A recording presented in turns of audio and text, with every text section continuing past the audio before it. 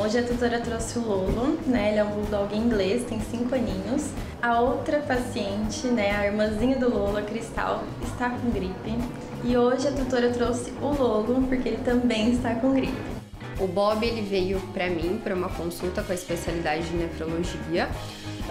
Em conversa com a tutora tinha um diagnóstico de doença renal crônica. Fiz a triagem, ela tinha alguns exames complementares, fiz a triagem com ela do paciente também. Então a Maia é uma SRD de 7 anos e aí ela veio para mim porque ela estava com um quadro de disquesia. O que isso quer dizer? Ela não estava conseguindo defecar.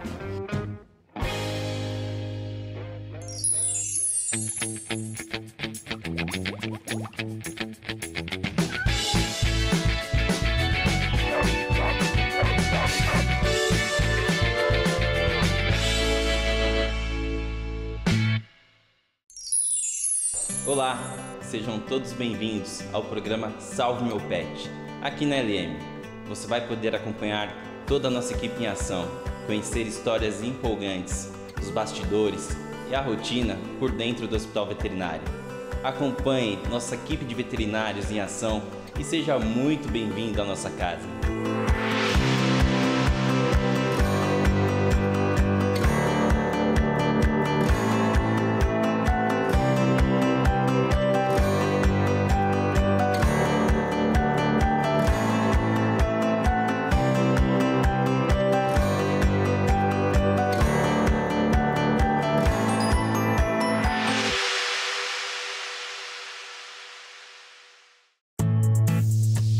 Me chamo Laila, sou médica veterinária, tenho especialidade em nefrologia e urologia de pequenos animais. Atualmente eu atuo na internação no Hospital Veterinário LM. O motivo pelo qual eu ingressei na veterinária, eu sempre gostei de cães e gatos, né? Sempre foi uma paixão, a gente sempre teve em casa, meus pais gostam muito, né? Eu fiz a minha primeira faculdade em biomedicina, mas já no 3º ano eu entendi melhor o propósito, né? O que eu gostaria mesmo de exercer pelo resto da vida. Querendo ou não, a gente faz a escolha da profissão pelo resto da vida. Terminei a biomedicina, fiz os 4 anos e depois ingressei na medicina veterinária logo em seguida. Quando a gente se torna médico veterinário, né, adquire a profissão, enfim, a gente começa a entender que eles são um espelho nosso. A gente começa a entender melhor essa relação do tutor com o pet, seja ele cão ou gato. A gente consegue se conectar de uma forma melhor com eles e isso facilita o nosso trabalho, porque normalmente a gente recebe os cães que estão com medo, os gatinhos também. A gente consegue ter essa relação de interação dentro da internação, enfim, consegue trabalhar melhor com eles, consegue desenvolver melhor o trabalho.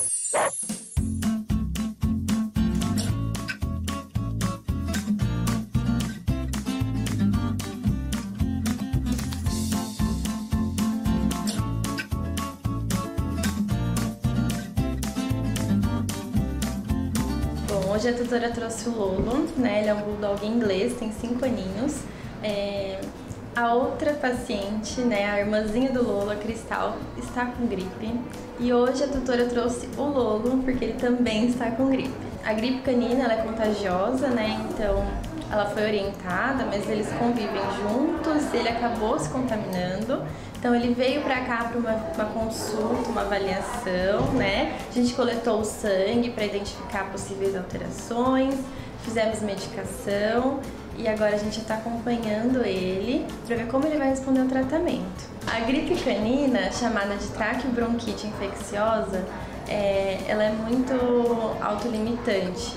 Então isso pode se resolver sem tratamento, porém a gente prefere fazer o tratamento porque ela pode induzir pneumonia, pode causar outras alterações mais severas, então a gente já entra com tratamento e acompanhamento do paciente.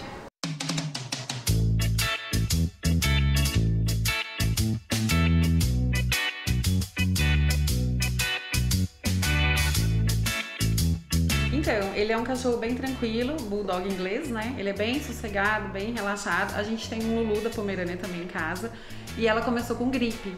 Ela começou com tosse, com espirro, engasgar. Aí a gente trouxe primeiro o Lulu e ele tava bem, ele tava normal, ele não tinha problema nenhum. Aí ela começou a tossir, a gente trouxe pra cá, porque engasga, vomita, então a gente trouxe pra ver. E descobriu que ela estava com gripe, que é tosse dos canis. Aí ontem ele começou com a mesma engasgo, começou com vômito, não levantava, ficava mais molinho no chão. Aí começou a sair secreção amarelada do nariz, aí a gente ficou preocupado e aí a gente trouxe ele pra consultar. E ele tem mesmo gripe e a gente acredita que pegou dela. Então ele está assim, ó, saindo secreção do nariz, ele engasga, ele vomitou. Então ele tem catarro, ele tá mais mole, né? Não deu febre, mas acho que fica mais letárgico por conta da gripe. Então a gente trouxe, né, pra fazer os exames.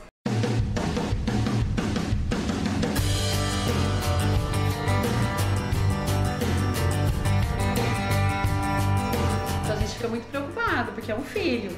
Então assim, o meu medo é de ter pneumonia, por isso que a gente corre, né, quando acontece alguma coisa. O medo é de evoluir para uma pneumonia.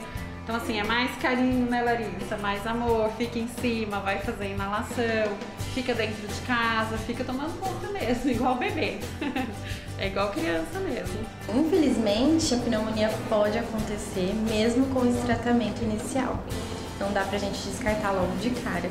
Então, por isso que eu peço o retorno, né, para acompanhamento. Conversei com ela da gente fazer depois uma radiografia pra gente tentar identificar se tem alguma lesão pulmonar ou não, mas logo de cara a gente não consegue excluir a pneumonia. Conversei com ela que isso pode acontecer, mas que a gente vai tratar agora inicialmente os sintomas e acompanhar o paciente.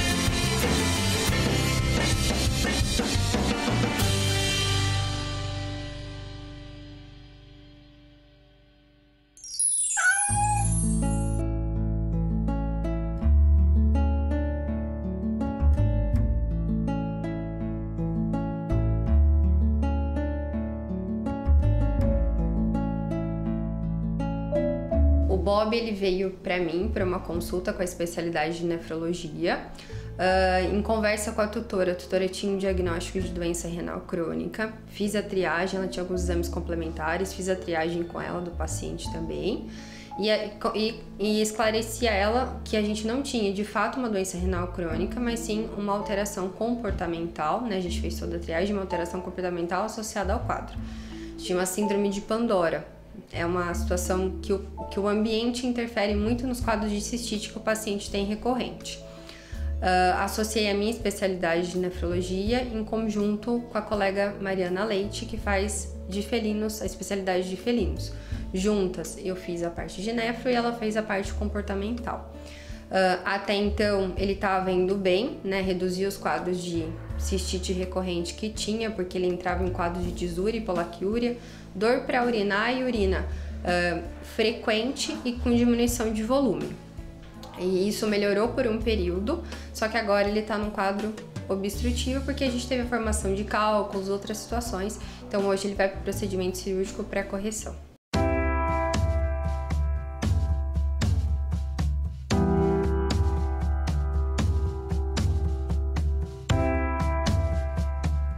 Fui chamada para fazer a avaliação comportamental do paciente Bob, porque ele tem uma doença que é chamada síndrome de Pandora. Então, é uma doença de caráter emocional, de fundo estressante, que causa manifestações clínicas também, principalmente no trato urinário. Como é um paciente que já vinha com esse histórico de cistite recorrente, que é a infecção, né, da bexiguinha, então a gente precisava avaliar o porquê que ele não estava respondendo às terapias convencionais, medicamentosas, e tentar entender no âmbito mais abrangente o que a gente poderia melhorar na casa dele, nos recursos, para que ele apresentasse realmente a melhora.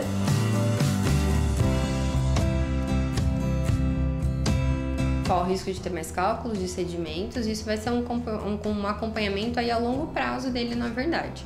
Então, a síndrome de Pandora, a gente tem que ter todo o manejo ambiental, enriquecimento ambiental, que é o que a gente tenta, né, implantar, e os tutores absorvem muito bem. Então, a gente está fazendo junto, mas isso é a longo prazo, não vai ser momentâneo, não.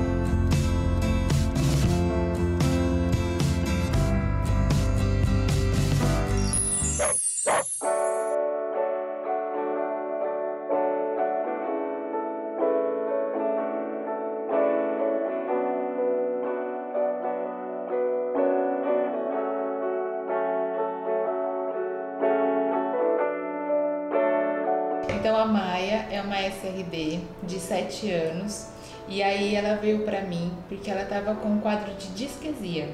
O que isso quer dizer? Ela não estava conseguindo defecar. Os tutores relataram que ela tem um comportamento de comer de tudo. Então tudo que passa na frente dela, ela come. E que há 4 dias atrás ela tinha comido um ossinho. E esse ossinho, né, a gente suspeita que pode ter ficado parado no sistema gastrointestinal. E aí a gente quis verificar o que estava acontecendo. Então, na verdade, no exame clínico da Maia, eu verifiquei que ela estava com dor abdominal, estava com incômodo. E os próprios tutores tinham relatado também esse incômodo em casa, que ela não estava ficando parada no mesmo lugar, estava incomodada. E nesse exame clínico também foi avaliado que o abdômen estava um pouco abalado, que quer dizer que é um aumento do abdômen, né? Esse abdômen estava mais inchadinho. Por conta disso, eu solicitei para eles que a gente fizesse todos os exames, né? Então, de triagem e principalmente os exames de imagem. A gente fizesse a coleta do hemograma, da função renal, da função hepática, mas que a gente tivesse junto a avaliação conjunta do setor de imagem.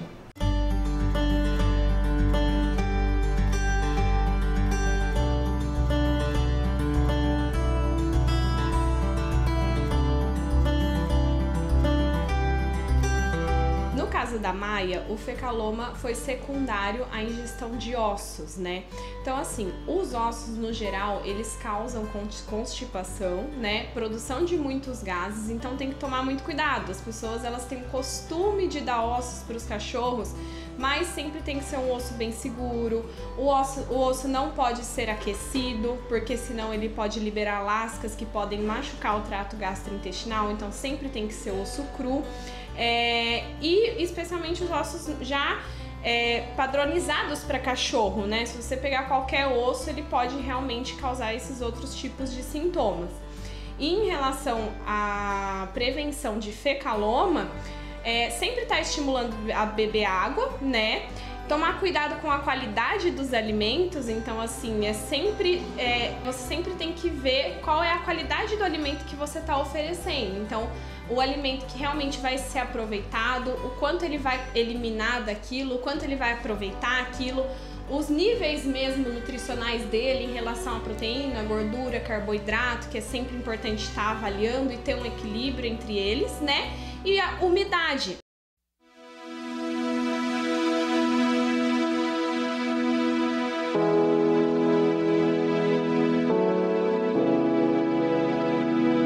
A Maia, ela deu entrada pra gente com uma quantidade de fezes bastante importante ali, né, na região do intestino. Essas fezes, elas não fluidificaram, não saíram ao ponto da gente conseguir sucesso no nosso manejo conservativo, que a gente chama. A gente troca as medicações, a fluido, que é o soro, faz o enema, então a gente administra as medicações via retal para tentar fluidificar as fezes para que isso saia. A quantidade que saiu foi muito pequena, muito ínfima em relação à quantidade que tinha lá dentro. Consequentemente, ela teve que ir para procedimento cirúrgico, pré-ordenha e retirada dessas fezes.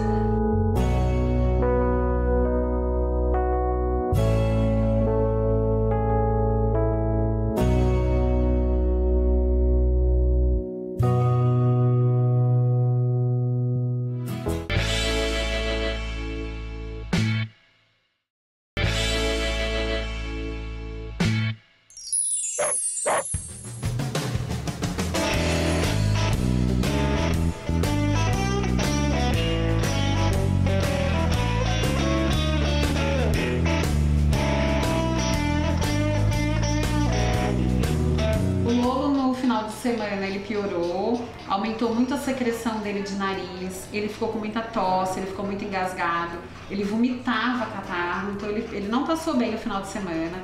Aí a gente retornou no domingo, aí a doutora consultou ele, viu que ele tinha piorado mesmo a secreção, tinha um aumento da secreção, aí ela achou melhor a gente entrar com antibiótico, então fez mais antibiótico injetável, fez mais cortisona nele. E aí a gente começou uma inalação com medicamento também, que a inalação estava sendo só com soro. E aí do domingo para segunda ele teve uma melhora muito grande, melhorou muito.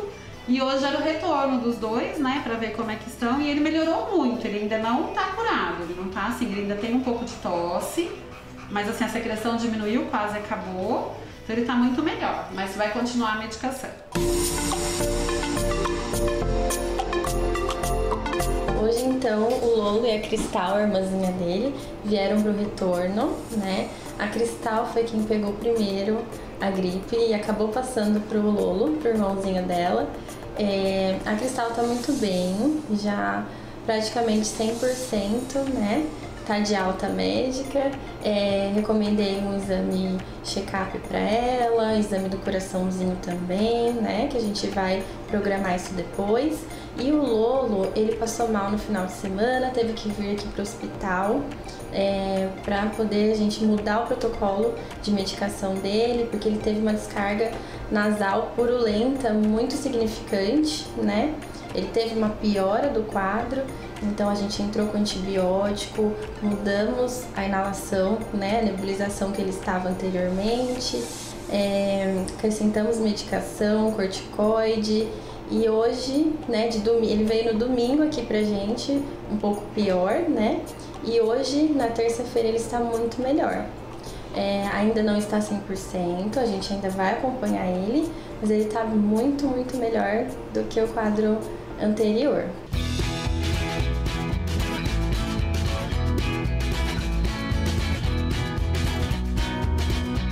As crianças, principalmente a Larissa, que ajuda a cuidar, né, Larissa, tá muito contente, né?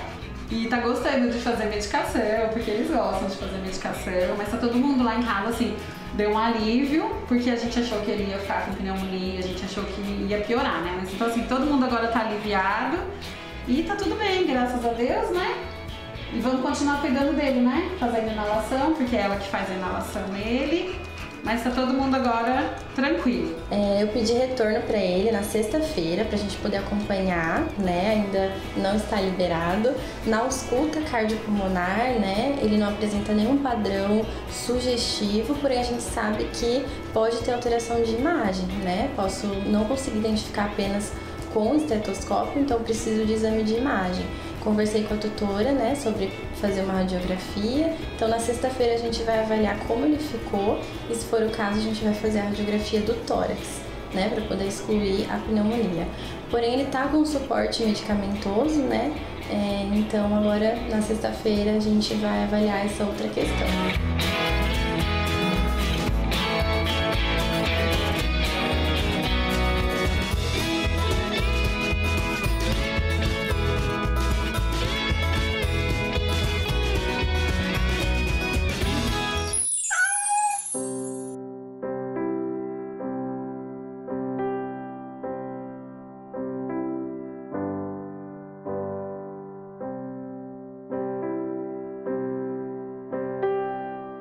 O Bob é um gatinho que ele teve um quadro de obstrução parcial, que ele não estava conseguindo urinar direito.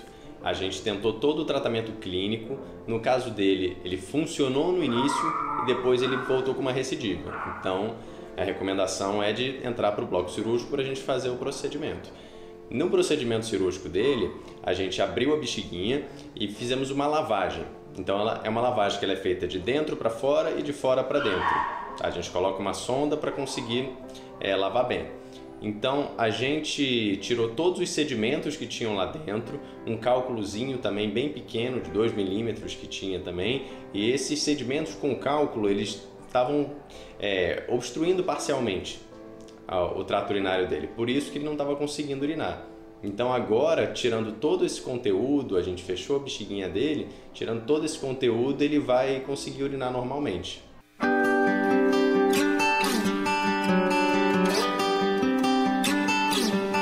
A anestesia do Bob foi uma anestesia tranquila, né? Todos os parâmetros dele, inclusive o eletro, estava tudo dentro da normalidade. Foi um procedimento mais tranquilo, né? A gente conseguiu fazer a desobstrução, limpar, realmente lavar a bexiguinha dele, né?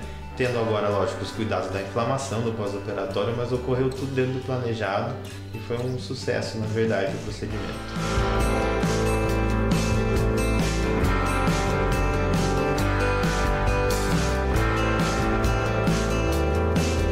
Pode ficar tranquila, tudo correu como a gente esperava, mas ainda existe a possibilidade de recidiva. Então ela já está ciente que isso pode acontecer novamente. Por isso que é tão importante a gente cuidar do manejo comportamental, sempre aliado à terapia medicamentosa, para a gente garantir que isso não aconteça mais. Mas se isso voltar a acontecer, a gente vai ter que mudar um pouquinho nossa abordagem e olhar de modo mais amplo ainda o que está acontecendo.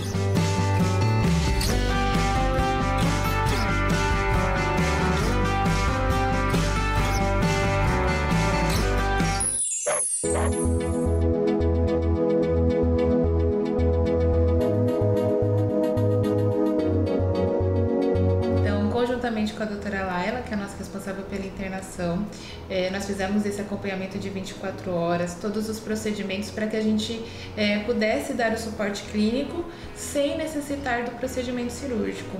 E não foi o caso da Maia. A Maia não evoluiu, né, clinicamente, então para que a gente pudesse dar a melhor conduta para ela, que fosse a conduta que a gente chama de padrão ouro, né, que pudesse ser o melhor acompanhamento clínico para a paciente, nós optamos pelo procedimento cirúrgico, né, uma cirurgia de enterotomia para retirada do conteúdo. Ela acabou de sair da cirurgia, né, e na cirurgia a gente encontrou um conteúdo fecal compactado, que tinha assim a presença desse osso, que estava ali obstruindo a passagem, e aí na cirurgia o Dr. Francisco conseguiu eliminar esse conteúdo para trazer de volta a motilidade intestinal e trazer de volta a parte gastrointestinal dela íntegra.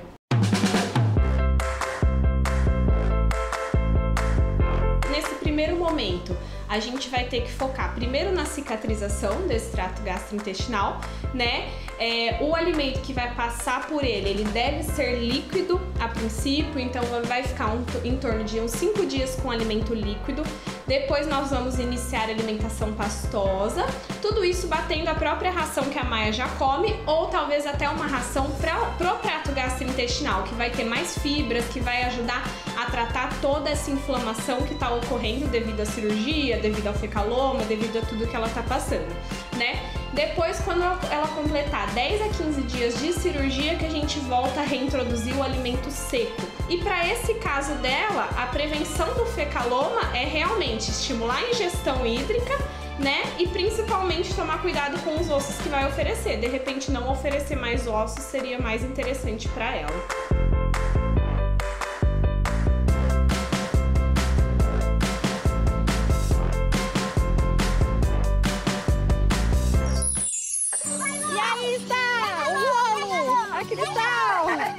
Brincando de jogar bola, todo mundo sarou! O Lucas e a Larissa! Pega a bola, Lu! Pega a bola!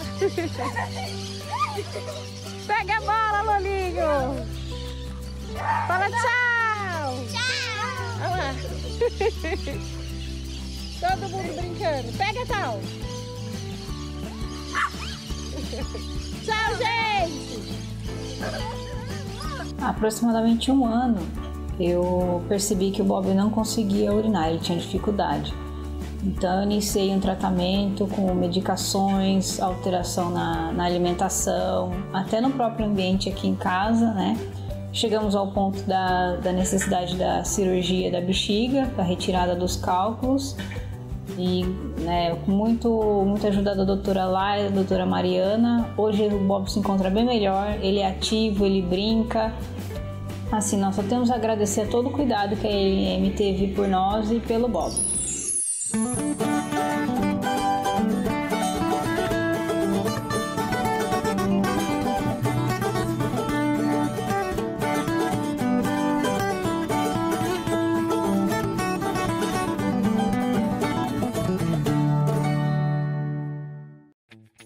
O Ted Henrique é um Shih Tzu, de quase 12 anos de idade. Ele veio há 2 dias atrás com bastante desconforto no olhinho, Então, na avaliação oftálmica, eu percebi que tinha uma úlcera. Isso dói, é muito dolorido. E esse ferimento do Ted Henrique é um pouco mais profundo, então é uma úlcera, não é tão superficial.